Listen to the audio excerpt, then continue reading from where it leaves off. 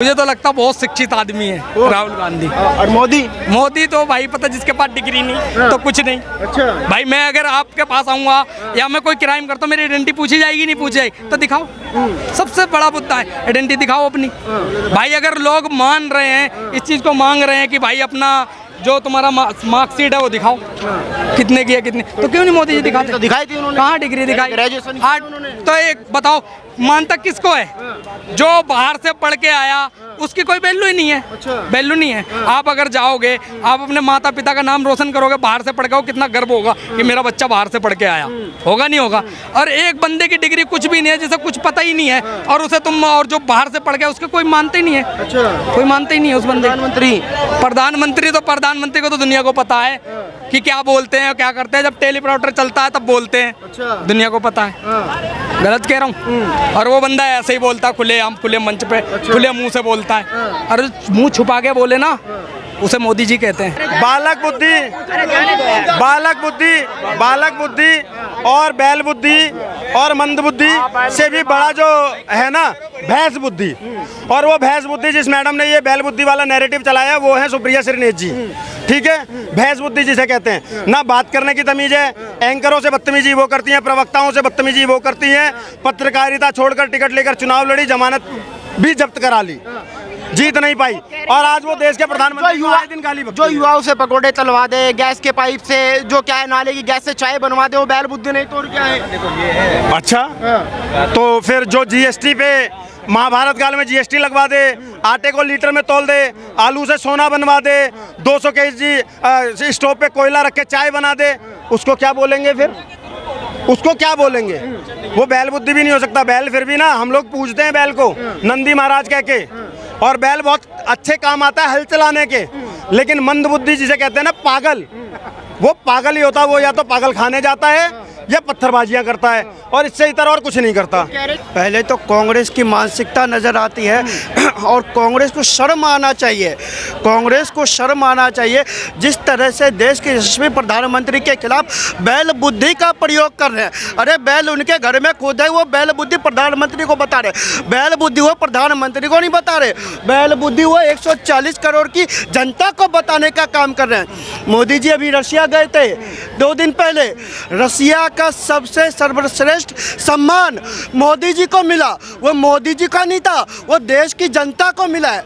वो सम्मान उन्होंने देश की जनता को डेडिकेट करने का काम किया है।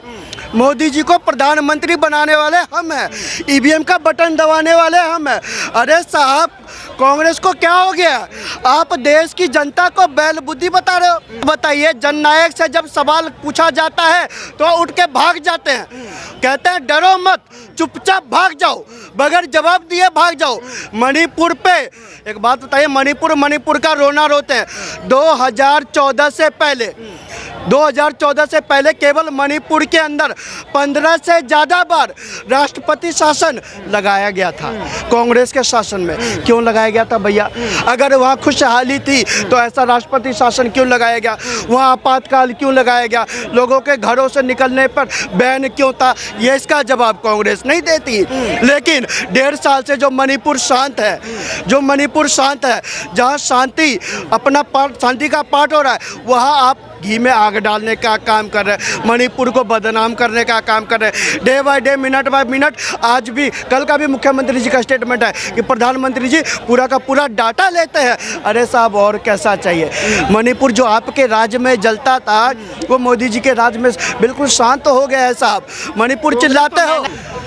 मेरे हिसाब से तो लग रहा है कि बोलने वाला सबसे बड़ा गधा बुद्धि है, क्योंकि उनके पास तो बुद्धि है नहीं। अभी वो बैल को जानते नहीं कि बैल क्या कर सकता है, और गधे की सोच गधे तक ही रहेगा। और राहुल गांधी तो गधे वाली सोच लेगी हमेशा से, ना कुछ आता ना पता, बस भोंकते रहते, चिल्लाते रहते, हाँ जी जो मन में है बोल दिया। उनका तो नाव ही ऐसा है ना कि मतलब कि 1 घर 2 घर 3 घर बट सब इधर उधर की और इधर उधर की करके सोचते बस अपना काम करता रहूं, बाकी भाड़ में जाए जनता। पता क्या है उन्हें बालक बुद्धि क्यों कहा गया है? राहुल गांधी को बालक बुद्धि इसलिए कहा गया है क्योंकि वो बिगड़ सिर पैर की बात कर रहे हैं, बिगड़ तथ्यों की बात कर रहे हैं। जब उन्हें लोकसभा में तुम्हें बोलने को क्या, हमें बोलने नहीं दिए जाते, हमें बोलने के लिए टाइम नहीं दिया जाता।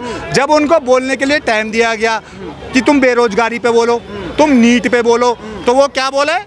हिंदू हिंसक होता है, हिंदू हिंसक होता है। जो आदमी ये कहता है कि मैं हिंदू हूँ वो हिंसक है। ये क्या मतलब है? बिगर सिर पैर की बात है या नहीं है?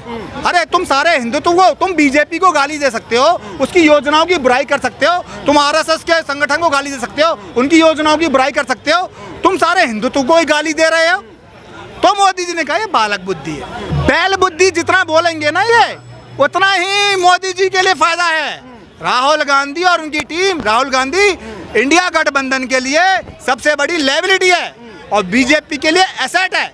ये जितना नरेंद्र मोदी जी को गालियां देंगे, कभी आज तो बैल बोल रहे हैं, कभी मौत का सौदागर बोल रहे थे, कभी कह रहे थे उसकी बोटी बोटी कर देंगे, कभी नीच बोल रहे थे। जब जब नरेंद्र मोदी जी को गालियां दी गई हैं, नरेंद्र मोदी जी ने शांति से सुनी है और अपने कार्य क्षमता के ऊपर दोबारा बढ़ चढ़ के डबल% वोट लाके जीत हासिल करी है और वही इनको भी आगे दिखाई देगा। कांग्रेस पार्टी कह रही है कि जब से नरेंद्र मोदी तीसरी बार सत्ता में आए हैं, कभी सैनिकों पे हमले हो रहे हैं, कभी पुल गिर रहे हैं, लगातार जो घटनाएं हैं वो बढ़ती जा रही है, कई ट्रेन हादसे हो रहे हैं। तो जो चीज हो रही है उनका सॉल्यूशन भी तो हो रहा है। अबे नरेंद्र मोदी तो जा के नहीं करा रहे हैं, नरेंद्र मोदी तो नहीं करा रहे हैं। अब ये कह रहे हैं जी रामलला का मंदिर बनाया और ऐसा मंदिर बनाया मोदी जी ने क्यों पानी टपक रहा है।